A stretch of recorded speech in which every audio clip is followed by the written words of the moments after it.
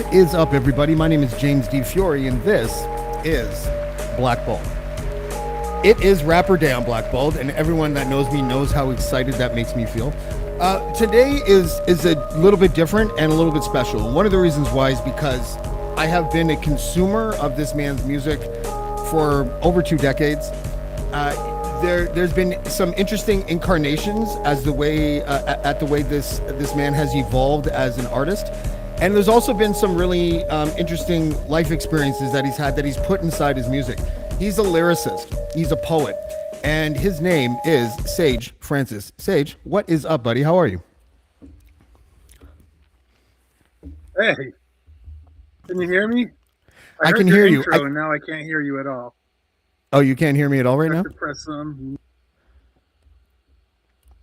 I think my mic is... Oh, that's weird. Now I can't hear you. Oh, well, that is odd. Don't know what to say. What to say about that? Check a wonderful settings. Introduction. Now I can't hear you at all. Hold on. Can you hear me now? Show. Yeah. Check audio settings on the podcast. Weird. Everything was going great. I heard everything right up until you just introduced me. We're with Sage Francis. I'm trying to get him to be able to hear me. I'm pretty sure everyone else can hear me. We'll find out in a second. Hold on a second.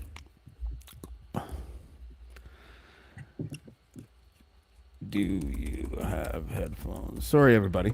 This is a live show, so we're trying to figure out why it is that he can't hear me. I'm going to leave and come back. How about now? Yeah, let me see if I'll put my headphones in, see if that helps. Okay. So while we wait for Sage Francis, I'm going to play your video. While we work it out. Okay, I'm going to play Sage Francis' video while we try to figure out what's going on here. This is called The Best of Times. This got me through a whole bunch of stuff, and we'll see if Sage Francis can hear me when we get back.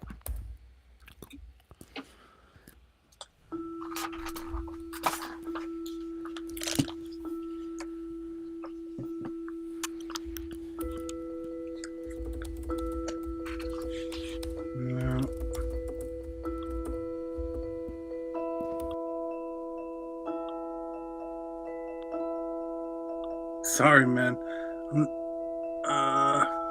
Standard audio. It's been a long and lonely trip, but I'm glad. Once we get this going, we're going to be. Got to read a couple books and do some research before I reach my verdict. Never thought that I was perfect. Always thought that I had a purpose. I used to wonder if I'd live to see my. I think I'm just working off of. The most difficult thing that I did was recite my own words at a service, realizing the person I was addressing probably wasn't looking down from heaven, or cooking up something in Hell's Kitchen, trying to listen in or eavesdrop from some other dimension. It was self-serving, just like this is. Conveniently religious. On Easter Sunday and on Christmas, the television went from being a babysitter to a mistress. Technology made it easy for us to stay in touch while keeping a distance, so we just stayed distant and never touched. Now all we do is text too much. I don't remember much from my youth, maybe my memory is repressed, or I just spent too much time wondering if I'd live to have sex. I fell in love for the first time in 4th grade, but I didn't have the courage to talk to her. In 8th grade, I wrote the note and slipped it in somebody else's locker. Considered killing myself because of that. It was a big deal. It was a blown cover. It was over for me. My goose was cooked. Stick a fork in me. The jig is up. Blew my chances. The rest is history. Our future was torn asunder. It became abundantly clear I was only brought here to suffer. At least I didn't include my name. Thankfully, I wrote the whole note in code, and it had 10 layers of scotch tape safety seal, making it impossible to open. Plus, it was set to self-destruct. Whoever read it probably died laughing. I wonder if they lived long enough to realize what happened. A year later, I came to understand that wasn't love that I was feeling for her. I had someone else to obsess over. I was older, I was very mature. I forged my time signature while practicing my parents' autograph because I was failing math. Disconnected the phone when I thought the teacher would call my home. Checked the mailbox twice a day. At the end of a long dirt road, steamed open a couple envelopes like I was in private detective mode. If you snoop around long enough for something in particular, you're guaranteed to find it. For better or worse, that's how I learned it's best to just keep some things private. It was the best of times. It was the end of times. It was the best of times. It was the end of times. It was the best of times. It was the end of times. Best of times, the end of times. I was always on deck, I was next in line. An only child with a pen and pad, writing a list of things I could never have. Walls in my house were paper thin, every squabble seemed to get deafening. My memory served me correctly and made it a point to avoid and forget some things. Proudly to keep from being embarrassed, never meant to upset or give grief to my parents. Kept my secrets, hidden my talents in my head, never run to the mattress. Therapy couldn't break me, never learned a word that would ensure safety, so I spoke softly.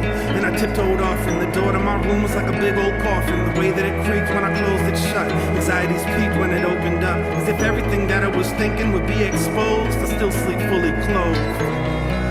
It was the best of times.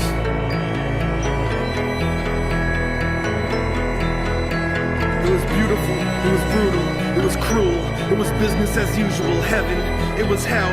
Used to wonder if I lived to see 12. When I did, I figured that I was immortal. Loved to dance but couldn't make it to the formal. Couldn't bear watching my imaginary girlfriend bust a move with any other dudes.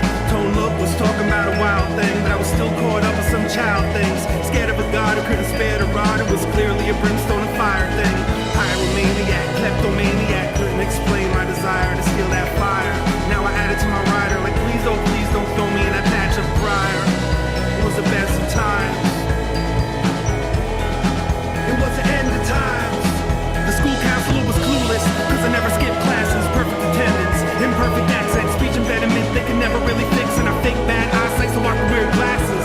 Considered doing something that would cripple me. Wanted a wheelchair, wanted the sympathy, wanted straight teeth, so then came braces. 4 years of headgear helped me change faces. It was the best of times. It was the end of times.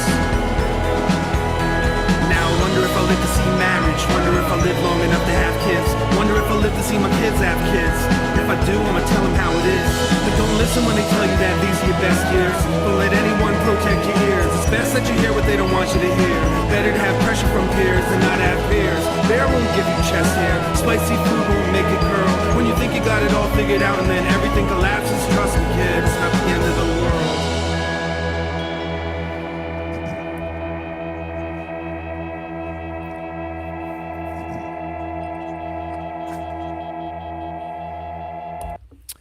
That was Sage Francis with the best of time. Sage, can you hear me, buddy?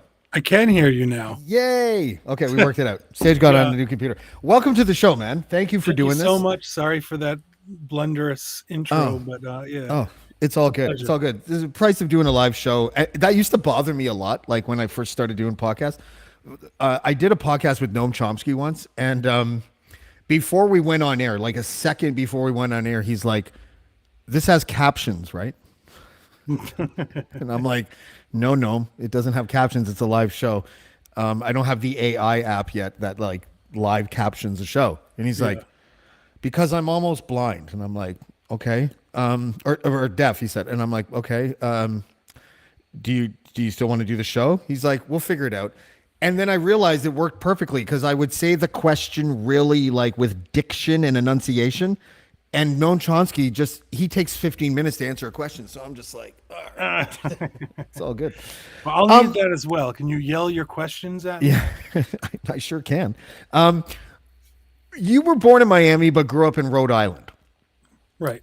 You're about my age. I'm 47. I just turned 47 actually yesterday. And I'm wondering where you were, if you remember, when you first heard a rap song, and what did it do to you? If anything, like how did you get introduced into the music of hip hop? And you can tell me about that because I'm always interested in origin stories. Yeah, well, we are very similar in age. So when we were kids, hip hop had a fad phase in pop culture. So it would appear on TV and commercials sporadically. And never taken seriously. It kind of was just like joking around. But there was like the breakdance classes at the YMCA. You don't have that in Canada, but I think we do. Do you have YMCA there? We have YMCA, yeah, and you're right. It was a big trend for a long time. Like, did you grow up with a bunch of white kids who like went through all the incarnations of trends? Like they were skaters for a little while, then they were Yeah, of break course. dancers for a little while. You know? Yeah, and when we were kids, it was like there really wasn't too much to choose from. Mhm. So you were a metalhead, you were a skater, you were a punk. You know, so hip hop in particular is what kind of like drew me in when I first heard it. And I can't say I remember exactly the first hip hop song I heard, but I do remember the early NWA and Fat Boys Mhm. tapes circulating um, my social group, particularly when I was at like summer camp, and I do remember there was a public service announcement on television where this girl was rapping about how you shouldn't smoke cigarettes, and I can remember that because I pinpointed that rap while I was at my aunt's house, and I told her, I was like, "Hey, I like this stuff. Like, what is this? I want more of this." Yeah. She had no clue what the hell I was talking about, and she was like, "You like this? Like, what are you talking about?" So, so I had to go on a like deep digging mission in order to find any and all things related to rap or hip hop. Um, and thankfully, there was a couple college radio stations in my area where I was able to tune in. It was about 1 hour every week Yeah. where they would play rap songs or do like hip hop mixes. And if I was lucky enough to catch them or I was in range, I'd tape them. So I still have a lot of the cassettes from that era. And I was really 8, 9, 10 years old Mhm. during this time. I was very, um, I lived in a very isolated area. I was an only child, so I was left to my devices a lot of the time. That's where I spent a lot of my time, um, I guess, obsessing over this thing that I didn't truly understand, but for some reason I really loved. I really wanted to know more and more about it as much as I could. I wanted to include myself. I tried as often as I could, but it was not popping in my area. It was like not, there was no group I could join. There was no mentors who could show me the way. I just had to figure out piece by piece what this thing was until eventually more people became familiar with it and were able to tap me into other resources that would help me like familiarize myself with hip hop. Yeah, that's interesting actually because if you grew up in did you grow up in the suburbs basically?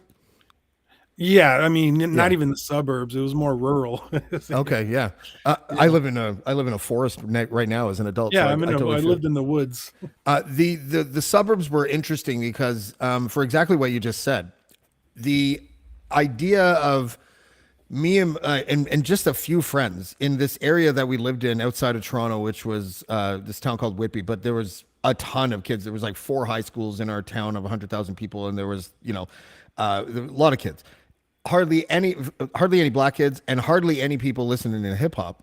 And I didn't realize, and I found it really interesting afterwards when I started digging into the history of the New York scene and found out that punk and hip hop sort of like they shared spaces and a lot of them became friends with one another. I think Rick Rubin is sort of a conduit between those two scenes and everything, or at the time.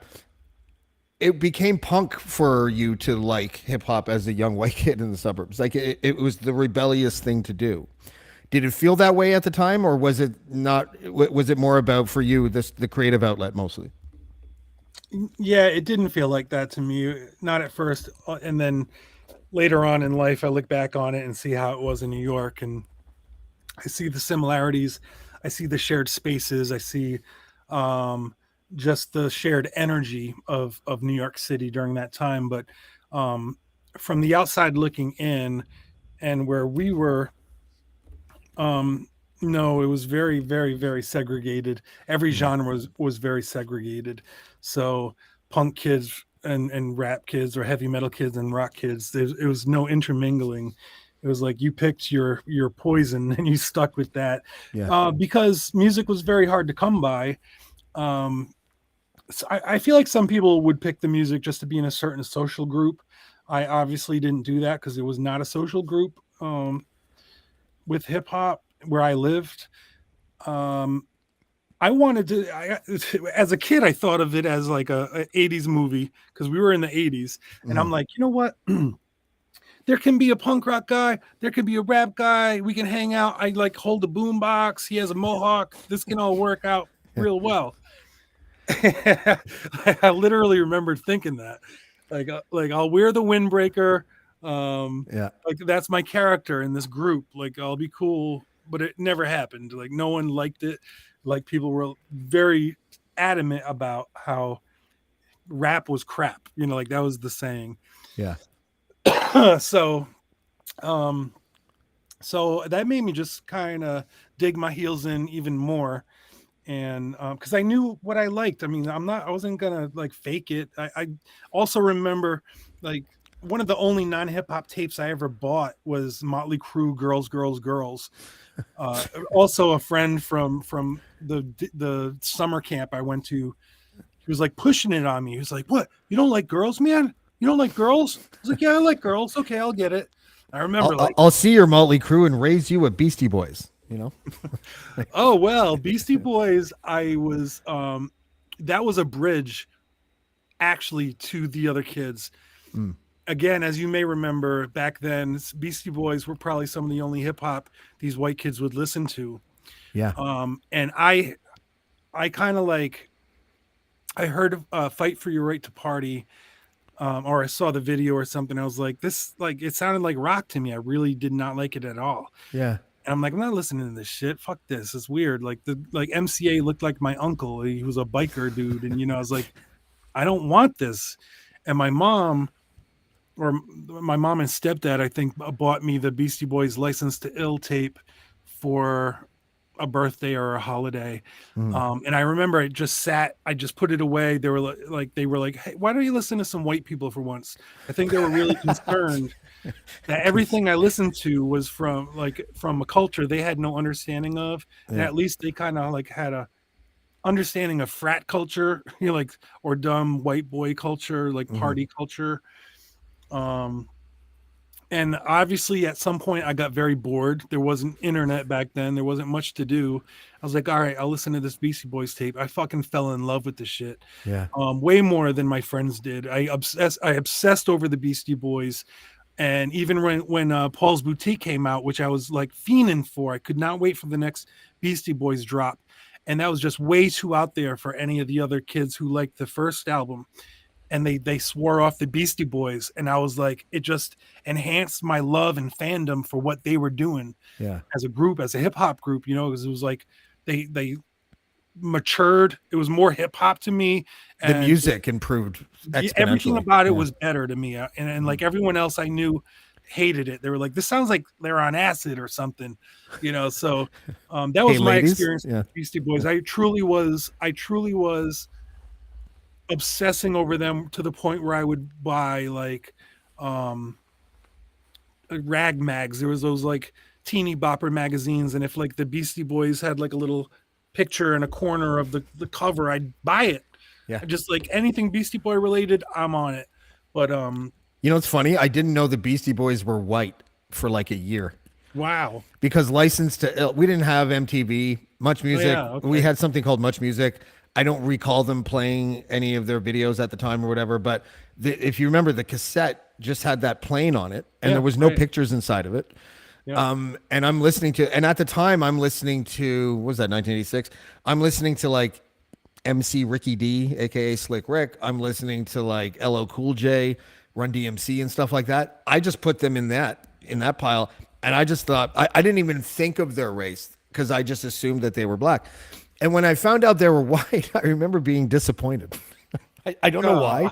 I don't know why I felt that way. But it's funny also when you said the Fat Boys, I immediately just pictured in my head a cassette with red and yellow typeface. Yes.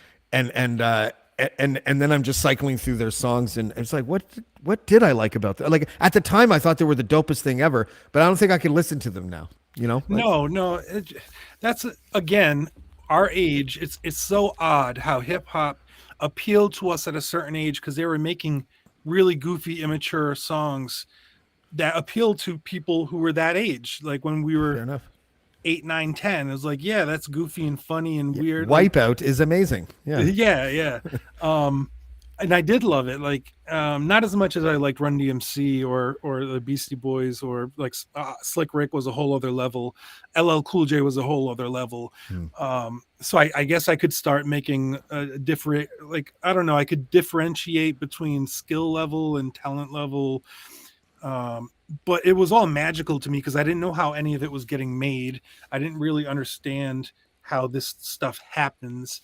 So even if it was whack, I was down with it. Like the Beat Street soundtrack was whack. Like Yeah. there was 2 good songs on it, maybe. Have you tried But I listening to listened to it, Houdini lately? and Houdini, yeah, that was even back then. It's kind of sounded dated. Yeah. There was someone. I was talking to someone about this not too long ago, and about how he's like, where do you think, like, what artist would you credit to sort of get hip hop out of the dated, like, you know, talking about Nathalie, Theo, Tony, and Milton, like Cool Mo D sound or whatever, to like Yeah. something else. And the best I could come, Big Daddy Kane and Rakim, I think were like that pavement that went from like whoa to something a little bit more. Okay, this is dope. And now they're timeless. Like if you listen, I can listen to Microphone Fiend right now and nod my head as vigorously as I would have in 1989 or whatever. Absolutely, like 100%. I think LL Cool J bridged that gap. He helped bridge that gap because he didn't have that, like, He I don't know evolved too with it. He, ha, who, and me. Yeah. It's like LL Cool J just had a better flow. Yeah. Even though what I loved about him too was it was goofy, and Rakim's never been goofy. So it was like the Rakim evolution was he stripped all the goofiness from hip hop and was just straight faced, very serious, and like this, like, I ain't no joke, like literally, this is not funny. It's not a joke. I'm not trying to make you laugh. There's no smile in here. It's like, this is my situation. This is my life. This is my art. And so yeah, for me, it went from the older, goofier stuff, which I don't want to downplay it and say that's whack, because like I enjoyed that for what it was. I still do. It's like eras, right? Like they where they talk about basketball players in certain eras, Right. and Larry Bird's shorts. It's not his fault, right? Larry Bird's a bad man. He is, but his He's a bad shorts motherfucker, made him man. seem a little goofy, right? But I totally feel you. Can I ask you, when you first like put pen to pad and and talk about how listen, I remember I remember doing it and thinking to myself, like, I would think of the flow of a rapper that I liked and then just use my own words instead and try to understand what patterns were. Like it wasn't a natural thing, I think, for a lot of us, right? And I was just wondering, can you give me an idea of chronological pen to pad to when you first maybe like pressed your first mixtape or whatever? Yeah, I mean, it was almost immediately. It was as a kid. And a lot of the rappers we just spoke about, I was emulating their songs. I was writing out their lyrics. I was rehearsing them, recording myself doing those lyrics, those songs. It was like the first album I probably memorized from front to back was Slick Rick. Yeah. And The Ruler's Back, that one, or yeah. Like Children's Story to this day, like I've forgotten a lot, but like you put on that song, I know every lyric. And Lottie Dottie, obviously. that was my first song I ever heard in hip hop, was Lottie Dottie. Oh yeah, ever. Man. I got to see Slick Rick and Dougie Fresh perform that live at the Blaze battle in 2000. That Idea, rest in peace. He won that battle, and they were one of the performers on that show. I was like, there's a video of it online or somewhere where you can see me in the front row, like bugging out, like mouthing along. Like, I can't believe I'm seeing this live. Like this mythical song, this mythical collaboration, this mythical moment in hip hop that gave so many people an understanding of what can be done on stage for a live performance. A hip hop does not have a great reputation for live shows. So for that to be as good as it was, a live performance, and then I got to see it live, like a life highlight. Sometimes I forget I even saw that. Because it's so surreal that such a classic song was performed live in front of me, and I was like right up there in the front row or close to it anyway. But yeah, I was recording those. I was trying to figure out just the way to rap. That I think for me was easy enough. I was a writer by nature, I would say, so I started writing my own raps. Obviously, like stealing a lot of lines from other people and just turning into my own thing. Mm. And I use a lot of those recordings on albums I've released. So you'll hear my like little kid voice pop up intermittently throughout my albums and throughout my catalog. Especially if it kind of like relates to whatever the song is about. So that's, I mean, I'm running low on that supply. Like there's not too many recordings, but they've all done their trick, man. I'm really like proud of the fact that I knew it was smart to record myself because I believed in the future there would some sense would be made of it, you know. And I was recording onto a 4-track. No, not even. I had just a tape recorder. Oh, pause beats. I love those. Yes, pause beats. That's what. Yeah, totally. I was pretty good at that. I did that. I did that with Microphone Fiend because it gave you an opportunity at the beginning and the end to to take 4 bars and then just keep on. For those who don't know, we should probably explain what pause beats are. So you had a dual cassette player when you were a kid. And you wanted to. Well, you have to explain a dual cassette player. Yeah, well, if you don't know what a dual cassette player is, then stop listening to my podcast because I'm 47, right? No, but so you had a cassette player was you had a dual cassette player and you had an album or a cassette in one side that gave you 4 bars of a beat, which is basically emulating where hip hop beats came from because they used to sample the breaks. The break in like funk songs and blues or whatever, and take that and loop it. You'd have to press play, record. As soon as the 4 bars are done, you pause both, you rewind back, you record, and you did that until you had like 3.5 minutes or whatever. It was it was insane how long it would take people to do that shit. Yeah. But that's what that part of it, the ingenuity, the way that you had to get creative to do it. I don't know. I think that assisted people who really wanted to be artists because you know how they say that it's success is like half talent, but also half perseverance. If you're like growing your love for a certain type of music and you're trying to be an artist in that kind of music, and at the same time you have to work so hard and persevere just to make that music, that's where magic comes from. And I think that's where guys like you probably were able to succeed as artists in this scene just because you knew it came out of a passion and a love for it. Yeah, it's also why a lot of people like me probably fell off and just gave up because it was so hard. And maybe they didn't see the opportunities that I was blessed to have down the line. But I did have to scrape by for a long time and wait for those opportunities to come about. And then when they were there, I had to have the tenacity and skill level to really tackle it to a point where it was I made it all worth it for everybody. Yeah. You know? Sorry, go ahead.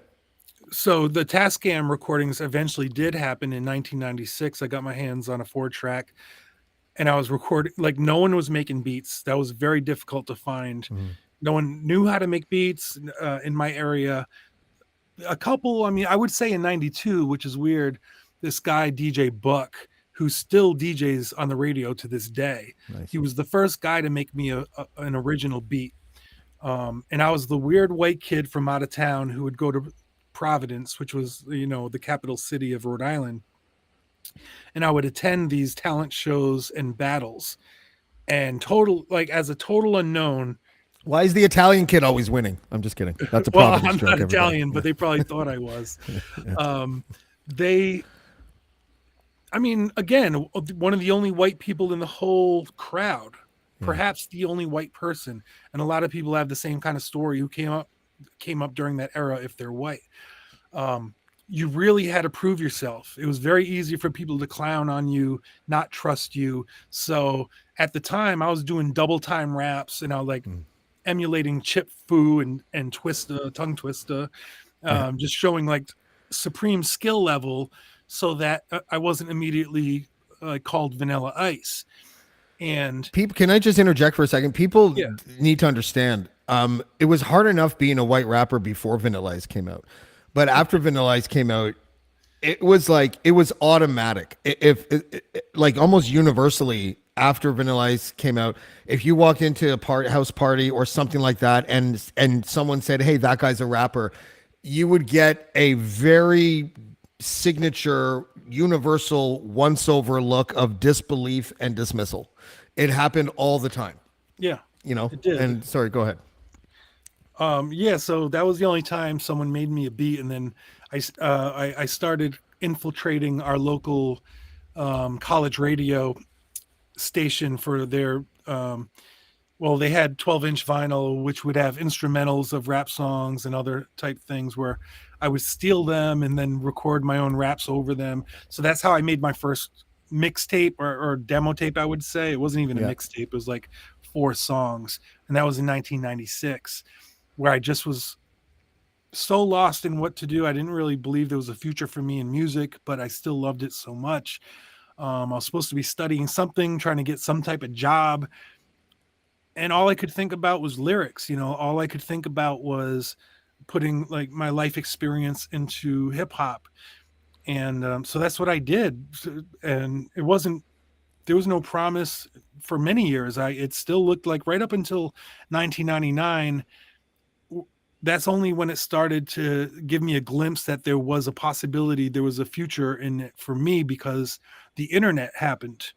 And once the internet became available to everybody all over the world, I think a lot of the people from the outskirts that weren't always considered or welcomed into hip hop were able to find one another and just be creative with one another and Yeah. find their own niche audiences.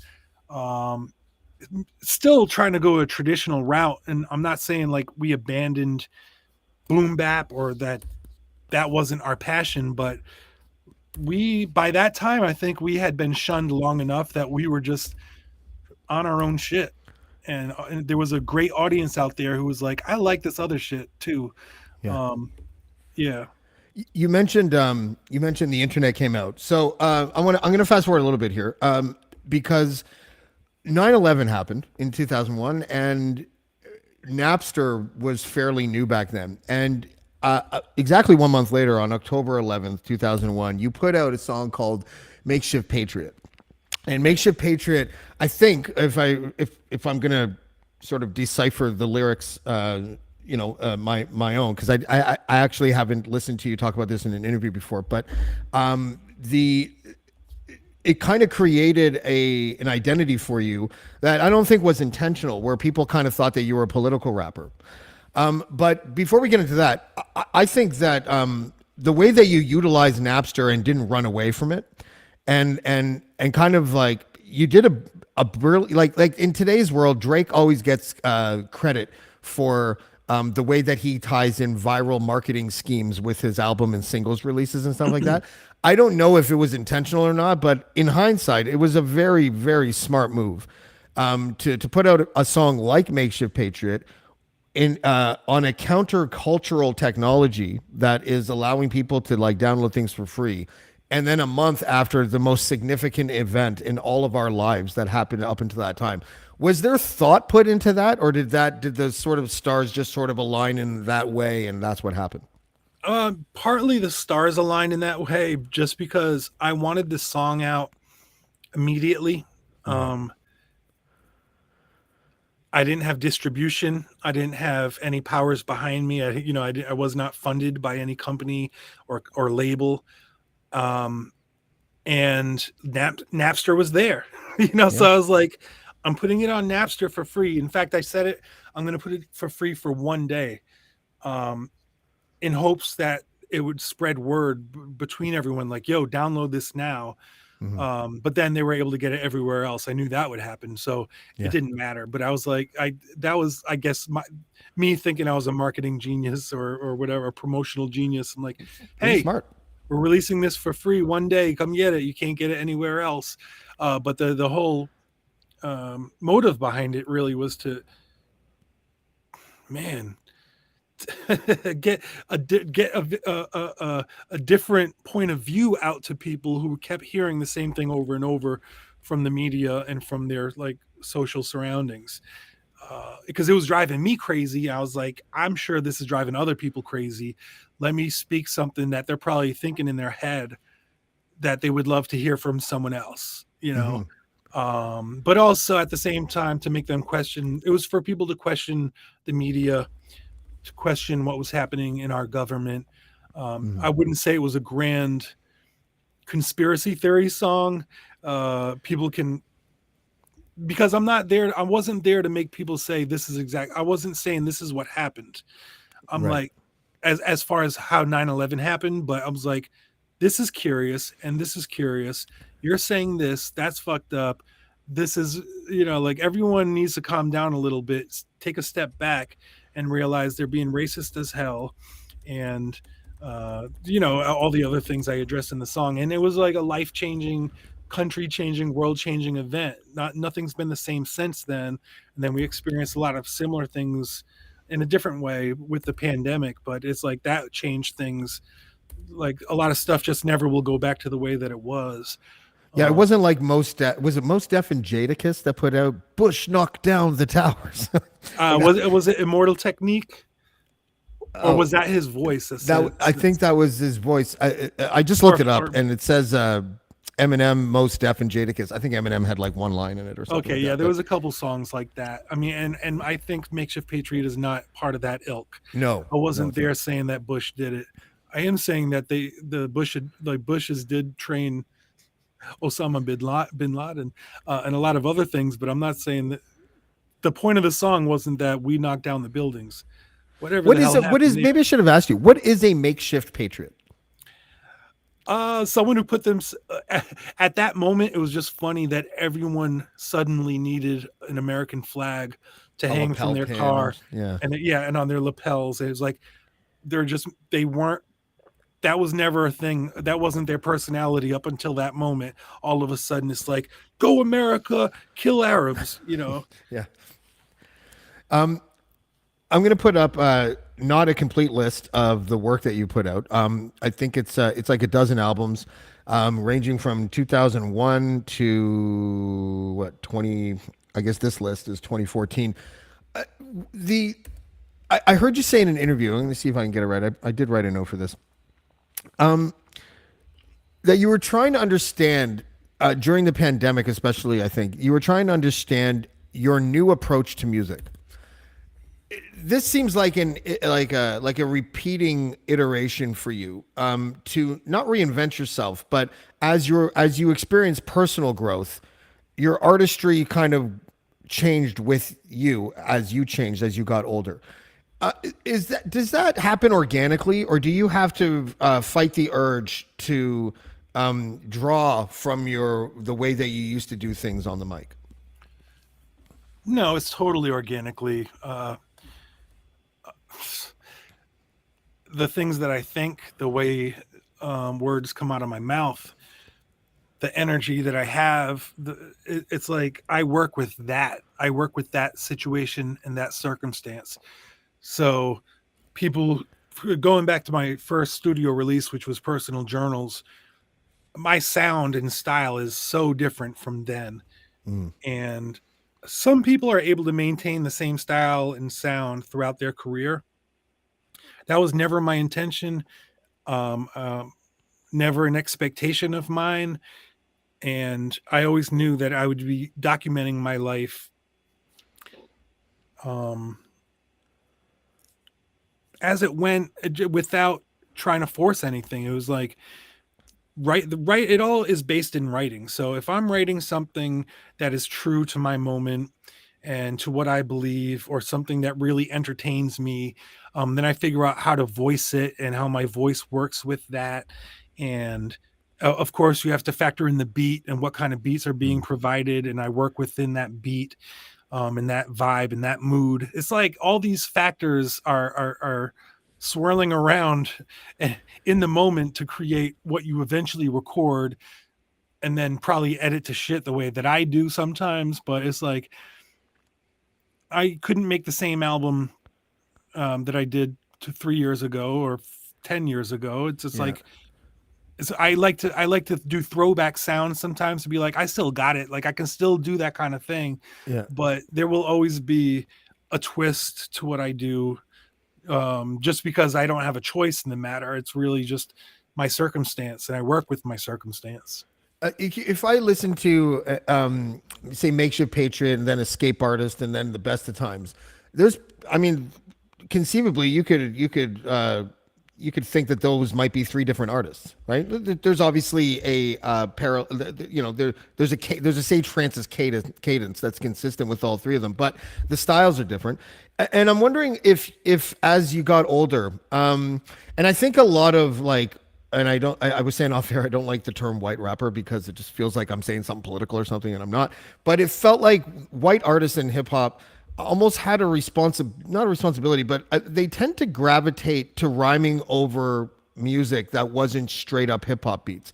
And for me, the reason why I stopped doing it kind of like that is because I didn't, as I got older, my pants became less baggy, and I felt like I wasn't being myself anymore. So I guess my question is, when you rhyme over different styles of music, that if you heard it on its own, it wouldn't be considered a hip hop song until you hear someone rap over it.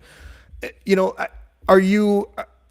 Is that something that you do consciously? This might be a repeat of the question I just asked, the organic versus not so much. But I guess my question is that does that make you feel more comfortable and more like yourself, rhyming over stuff that sometimes you can't imagine a rapper on until you hear yourself rhyming over it?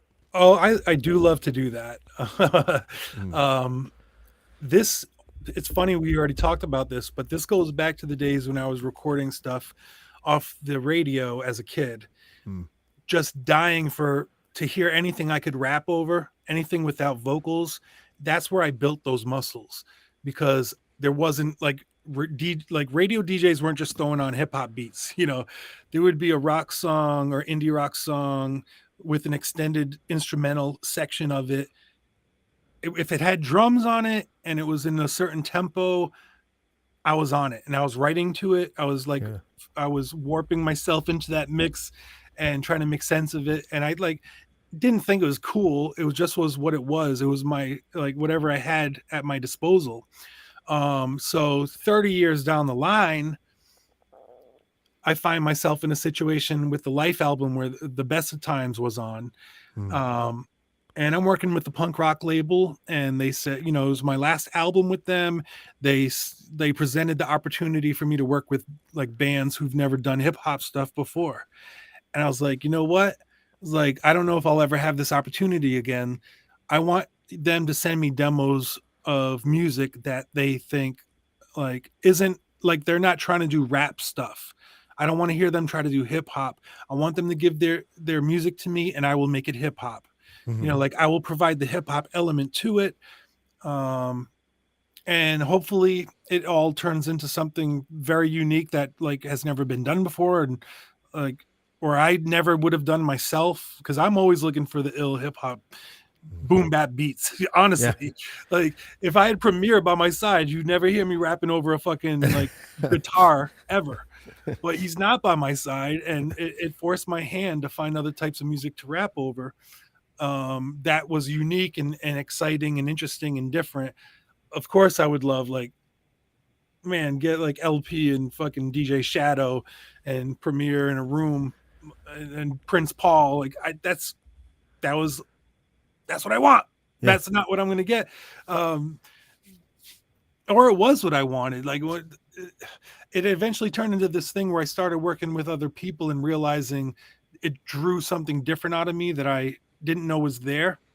And in retrospect, I look at it and like, damn, like that was unique, and it affected people in a way I never predicted, and people related to it. People were drawn to it. Of course, some hip hop kids were like, fuck that. That's not rap.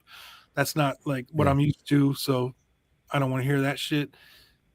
It is what it is. I think everything will come full circle. You'll start seeing just like all the popular hip hop acts these days are called emo rap. Like, they're talking about personal struggles and issues in an open and vulnerable way. Like we did that shit too, over 20 years ago with no recognition, mind you, We cleared the path. We helped like people figure out how it gets done, how it can be done smoothly, authentically, and that's fine with me because like yeah, everything does come full circle. You'll see the cycles of it. You'll see people again. Like I was rapping over stuff that didn't even have drums on it. I got shunned for that by some people, and now it's kind of popular for rappers just to rap over music that has no drums. I've been seeing that. And it's because I want to segue into Buck 65 because he's a Canadian rapper and you've worked with He's him. the But fucking illest. Yeah, he's yeah, dope. and we had okay. There's a guy. I don't know if you've ever heard of Classified, another rapper from Yes, up here. of course. So Classified, he was on the show, and I went to see him live. I guess it was 4 months ago or something. And he's doing a show where it's just him on stage, with like a guitar player and like an NPC or something like that. And it's just that. That's And that's an awesome combination, by the way. yeah, I love right? that setup. Yeah.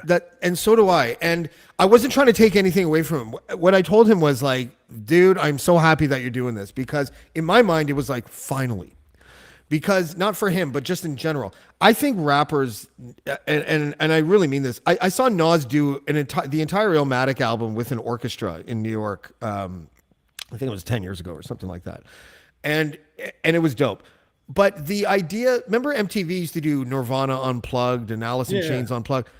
I don't understand why that hasn't become extraordinarily popular to see artists who are lyricists, especially, to do unplugged shows with a guy playing an acoustic guitar or a hand drummer or a piano player or something like that. Yeah. I don't. I did that. I did my first huge national tour in 2004 was called the Fuck Clear Channel tour. Clear Channel eventually became Live Nation. Right. We did about 44 shows across the US, and it was me, two electric acoustic guitar players, and someone triggering the beats. That was just the drum machine. My favorite setup. I love that, and I'm talking to someone right now, trying to figure out how we can do that for another tour of mine. If I do a full tour, that's what I want to do. But sorry to interrupt. No, please, because first of all, it makes sense economically, because you don't have to drag around all this stuff with you on tour. Second of all, to your point, I am one of those people that you mentioned earlier. Live hip hop, it's like 50-50 for me. When I go see a live, I'm not going to name names, but I've gone to shows before with big name artists, and I left really disappointed Yeah, almost always. Exactly. It's just, and I don't know what the reason is. I mean, it's like arenas and hip hop don't really mix. Nope. Right? Nope. Literally don't mix. Like Nope. you can't mix that sound. But this eliminates that, because if you're able to then just sit on a stage in a club of like maybe 400 people max or something like that, and it's a sit down audience, and you got like one of these little mics or even a boom, like I've seen guys do that, like or they pace on stage and they just have the headset thing and they're rhyming, and you don't hear any of this, you don't hear any like hard B's and P's. It is amazing. And I think a lot of rappers are tentative to do that because you're not rocking the crowd, or you're not, you know what I mean? Like you're not waving their hands and shit. But Right. lyrics are so important. Generation X is proving itself to be a viable market for rappers who care about lyrics and want people to hear what they're saying, is basically what I'm saying, I think. Yeah, I mean, hip hop is so many things. So there's always the room for the rah acts. And this room, they should have made more room for the lyricists to put on a different type of show. Unfortunately, I think a lot of the lyricists felt inadequate on a stage, and it's difficult to perform in front of a live audience and feel like everyone's hearing what you're saying when you're rocking over a beat and you're projecting your voice, and basically feel like you have to yell, and you lose a lot of nuance in your delivery when you do that. I think it takes a very seasoned performer to find the comfortable mindset and set in general to perform it in a way where they can accept that the crowd is enjoying what they're doing, even though it's not like throw your hands in the air type shit, But you're comfortable doing that. Do you owe some of that to doing slam poetry? Yeah, I would say that my time in spoken word poetry was a great lesson in how you can thrill an audience without all the extras. Mm-hmm. So I started to incorporate that into my hip hop sets where I would start the show off with a spoken word piece, which was really unheard of back then. And now I think it's kind of common where people will like drop the beat and be like, I'm going to do this one a cappella. It wasn't really heard of back when I was doing it. In fact, well, I never saw anyone do it, but it felt so good. It was like the crowd I know is hearing every word. Um, I'm able to play with my inflection and really not just like syncopate these like and do You it can all one pause. time. You can So, pause yeah, while they snap their fingers and shit, right? Like yeah, fuck that. Fuck the snaps and fuck the hisses. I hated But, the snaps. let's get it on. Yeah. So we live in a weird age now. First of all, before I get into that, Buck 65. How did you guys meet? And he's on your label too, isn't he? He is, yes. Kind of. We did one album with him. We've worked with him a ton. I first met him in 1999. I drove up to Nova Scotia, Halifax, with ADM, and 6'2" was also there. And we recorded a bunch of songs together. We stayed there for a few days. I thought they were part of Anticon. It was kind of a confusing relationship at the time. But what we were recording was something that would be submitted to Anticon, and then Anticon didn't fuck with it. 6'2" ended up putting a lot of, or I think the whole thing, on a project called Songs I Hate. It also went on my first mixtape, Sick of Waiting.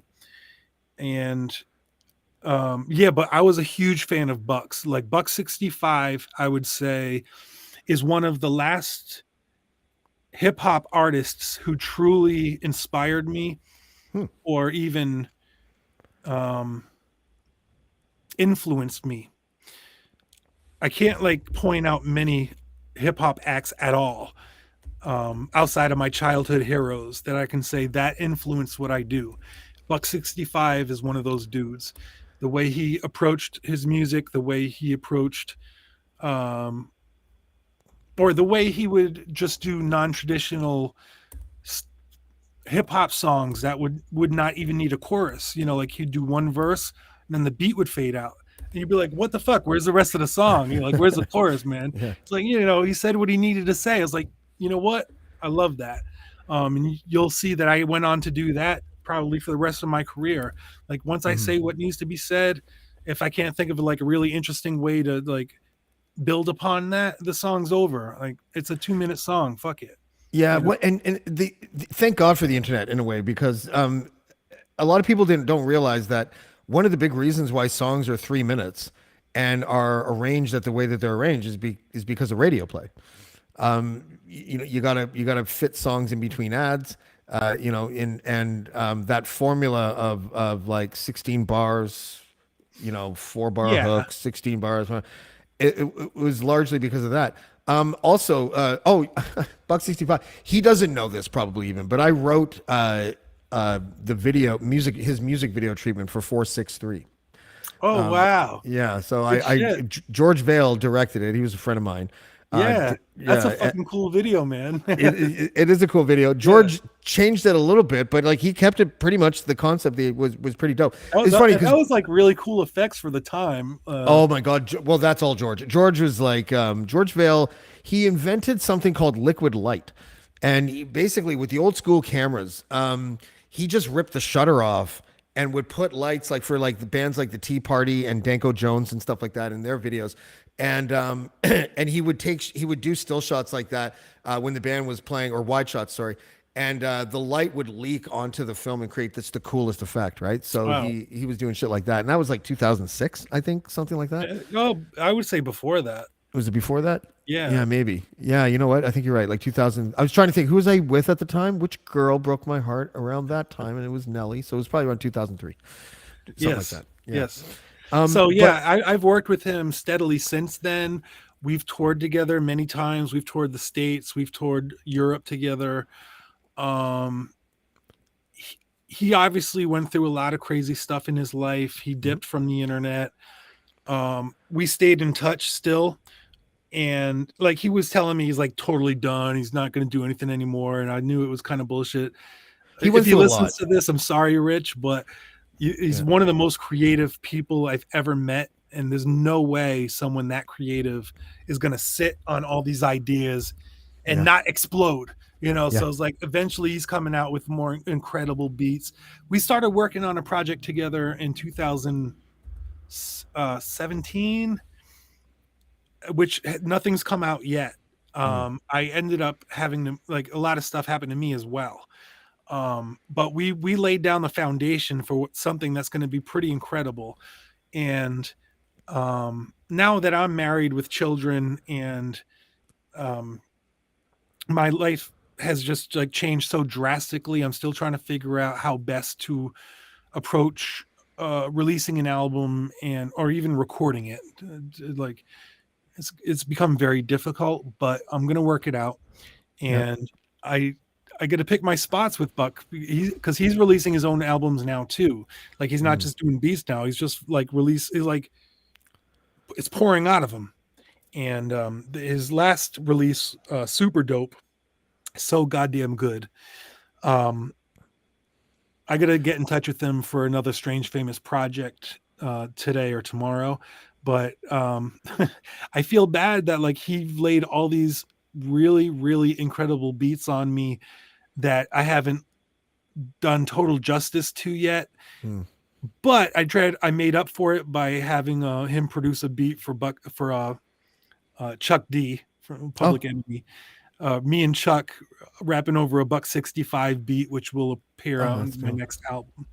So he was very excited about that. It was kind of my like, I'm so happy, like he's happy about that, because I know he's probably feeling very frustrated that he did this incredible work that no one has heard yet. That like, I think they're very dope songs, but I have to like rework them in my current circumstance. But yeah, Chuck D is one of those artists and personalities in hip hop that like he's like literally part of the fabric of the quilt that makes up hip hop culture itself. Like when I was I went to journalism school. I was a writer. I did all that stuff, and I write about politics to this day.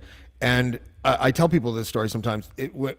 Chuck D, the song "Fight the Power" and the movie "Do the Right Thing" wasn't just my introduction into racial politics, but my introduction into what politics were just in general. yeah, I can see that.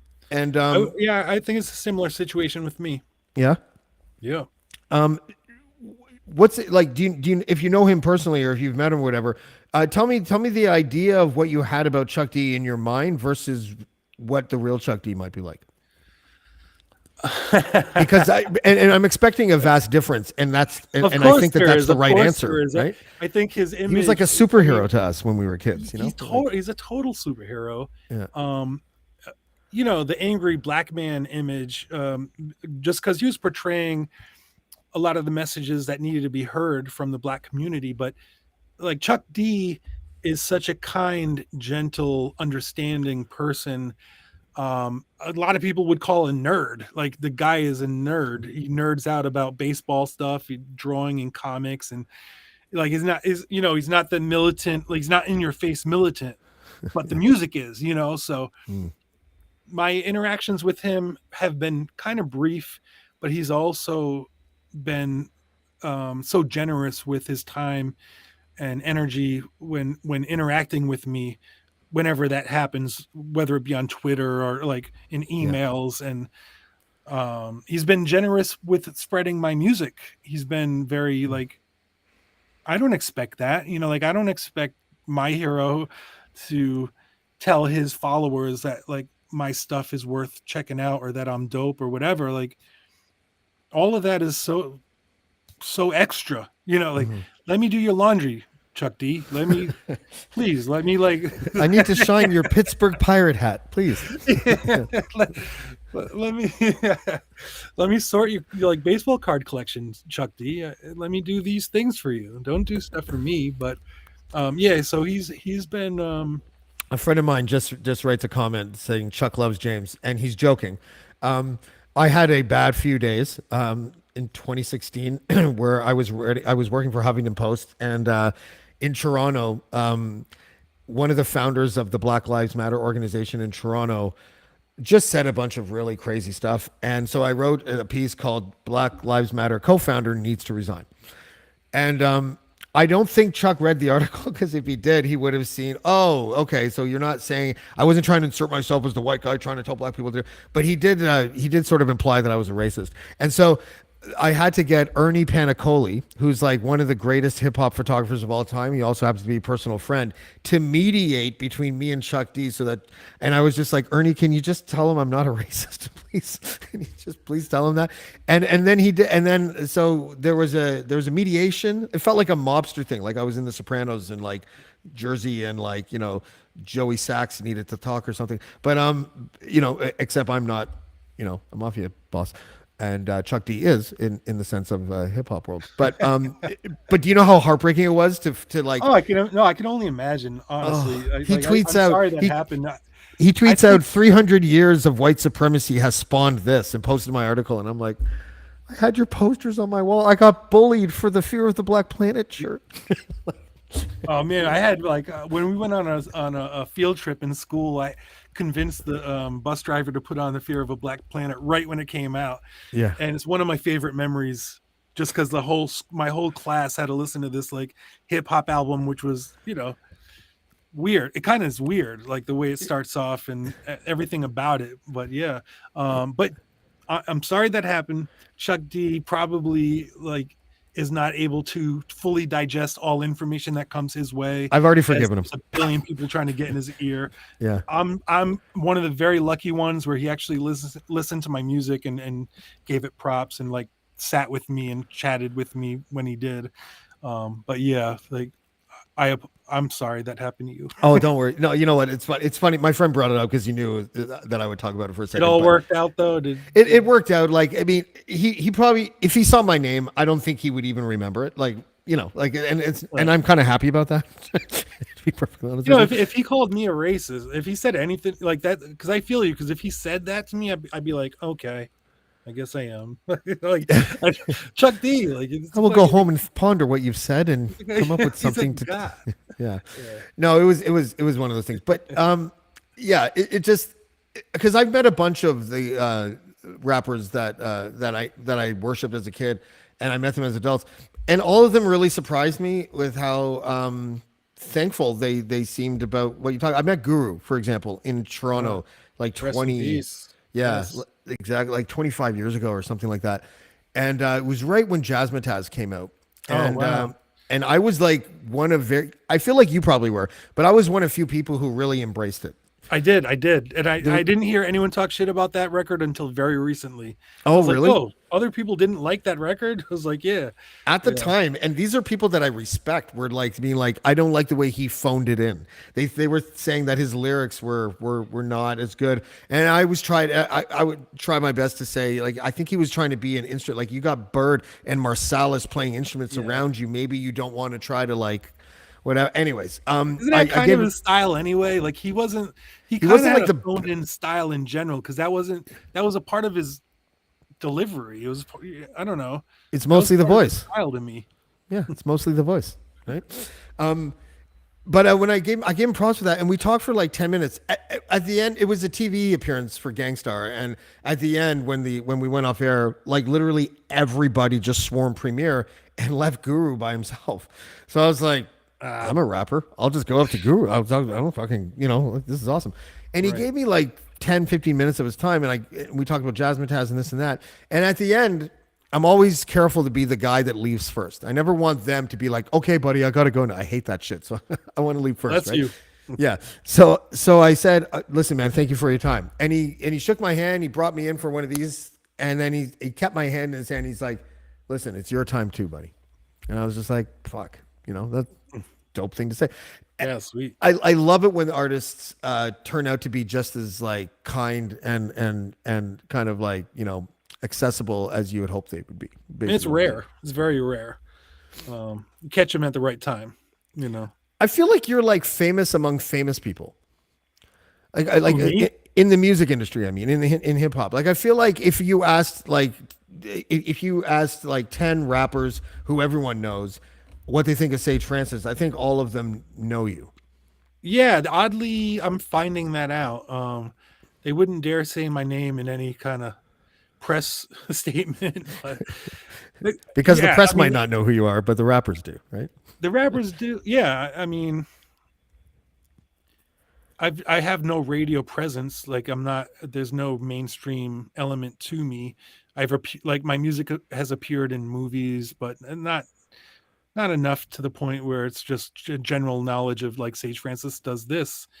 Um, but I think I've done it long enough and I've been innovative enough. And a lot of people have probably like had to reference me for how certain things happened down the line. And like the Grammys mentioning me for the 50th anniversary of hip hop episode, I or didn't like catch that. had my name up on the wall along with a lot of other like people who would never win a Grammy. That was like mind blowing. Tell me about that. I didn't know about that. Yeah, at the last Grammys, they did the 50th anniversary of hip hop celebration, where they had like a lot of great MCs and DJs and people like groups come out and perform.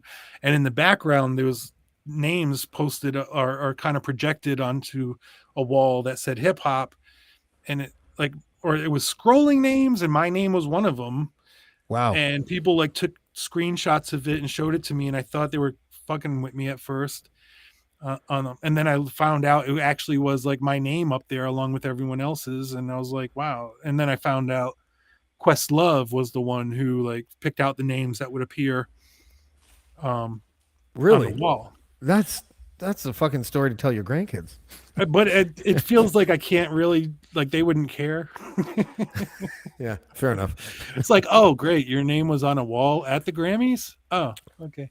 But to Yeah. me, it was like special validation. It was Dude, like wow, like Questlove was asked to get to put to make a list of rappers to feature on the projection wall for hip hop's 50th birthday, and he chose you among others. Wait, was it like the rappers that hold up the indie scene? Like, what was his yeah, it was a task? lot of it was Like Immortal mostly Technique was up there and shit like that. Like, yeah, yeah, yeah. So like Atmosphere, but also like what more well-known artists as well.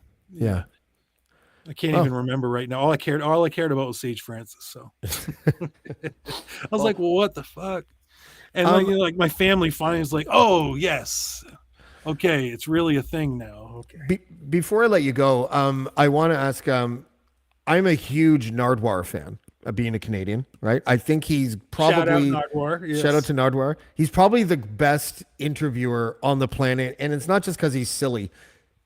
I don't know like does he have a Rolodex of relatives of artists that he calls in order to get all this information? Like I don't know how he does it. I have a general idea, but he's the best at it, and he's the only one that does what he does. But he asked you a very interesting question. So I am wondering if you have had the chance to listen to Space Jazz, but composed by L. Ron Hubbard yet. I did, and in fact, I made beats out of the music that's on it. It's incredibly funky. Like, Really? it's not. I wouldn't call it jazz. It's electronic and synthy, and very hip hop. um, I made man, I was doing these things called the Godcast back in the day. Not too far back in the day, but like when we were recording the Epic Beardmen project, Mm. that was like 2015 or so. I was going through all my records. I finally came across that one. I was like, yes, I'm going to listen to this. I was like, oh my god, this shit's really dope. But I was like, I don't think I would ever really use it on anything I release officially. But I made mixes for myself and beats for myself that I put over other sound bites, and like I Yeah. might release something like that at some point. But yeah, Imagine trying to clear the sample through Scientology offices. Like, no, imagine me trying to clear any sample. fair enough. What do you got going on right now? I know that there's not a new album coming out, but I think you're touring soon. Are you not? I'm just doing shows. I just started doing shows this year. It's been like over 3 years since I had performed live. Most notably, we just did the Strange Famous Fest, which was a festival I put together in Denver, Colorado. It's free to the public, and it was an incredible venue called the Levitt Pavilion, Yep. outdoors, state of the art sound system, LED screens, a ton of artists on the Strange Famous label, and they said they want to do it again next year. So like we're starting a tradition now. That was the very first Strange Famous Fest. We're going to do it next year. We're going to get some Canadians on it next year. Woo. We got Lee Reed, who will be releasing another album on Strange Famous in 2024. So that was I met him when touring Canada, and his live show. Speaking of live hip hop, I was like, this is how the fuck it's done. When I saw him with his DJ, the energy that he brought, I was like, yo, Lee Reed, please work with us. So yeah, shout out to him. As for me, I am working on various records. I just did 2 songs on a Meter Maids album coming out in a couple months called Line in the Sky. I did a song with Trademark and Mopes. The album is called Ham and Egger. It's got a ton of really cool features on it. That comes out, I think, next month.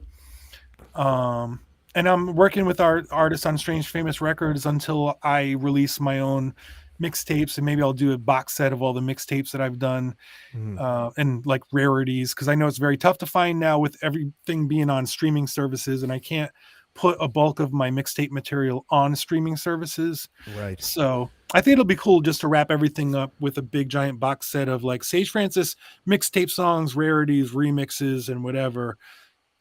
Whether it be physical or digital, but it's going to be all in one spot, all in one place. But we got a lot planned. The Personal Journals 20-year anniversary has been happening, so we've been like releasing different, like a repress of the vinyl. We did an action figure. Wait, let me grab it. Yeah.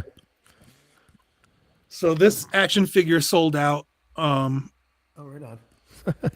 almost immediately, and so we got like lots of like unique items like that we're just using to celebrate that album and for all that it meant for like independent hip hop as well as Strange Famous Records moving forward, and the artists that we now work with, which is building. And I'm very proud of the artists that we have in our circle who are inspiring one another and not expecting to ever get rich off this. So they're just like really going back to the roots of being as creative as possible to impress one another and impress themselves. And we release it and like just keep this fucking thing going. Let's be as creative as possible and have as much fun as possible and speak our truth, and hopefully the crowds will follow. Well, listen, hip hop, I think, needs stuff like that.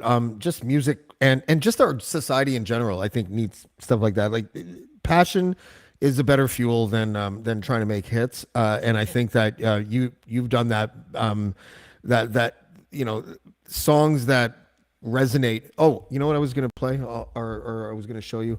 And I was totally blown away by this when I saw this. It was, I don't know, yesterday or today. I couldn't believe the things that I was seeing from people that were listening to Best of Times. I'm going to have to look it up on YouTube because I can't find the screenshot that I took. But if you look at the comments on your track Best of Time, I'm completely floored. I know you're not supposed to, a lot of people don't read comments. I don't know if you do or not. The very first comment is by a guy named Charlie Coleslaw. This song legitimately stopped me from attempting suicide in 2011. Now, 10 years later, I have 2 beautiful children and life is great. Thank you, Sage. Thank you, Sage. Another one said, I still listen to this every time something significant happens. When I lost my job, I came back here. When I lost my car, I came back here. When I lost it all, I came back here. I found a girlfriend that I envisioned a wonderful future with. I was here. Yesterday, I got a kick-ass job. Finally, I came back here like every time, and I was moved to tears. That's the kind of stuff that I think as an artist is amazing to listen to. You can't get caught up with it. You got to kind of get on with it. But being able to read that and knowing what artists maybe like yourself, whatever your go-to song was when you were feeling sad, that someone else has put you in that place adjacent to their pain or their joy while they're experiencing it. That's got to mean something. That's special, yeah, for sure. It does always get balanced out by awful, horrible comments other people make.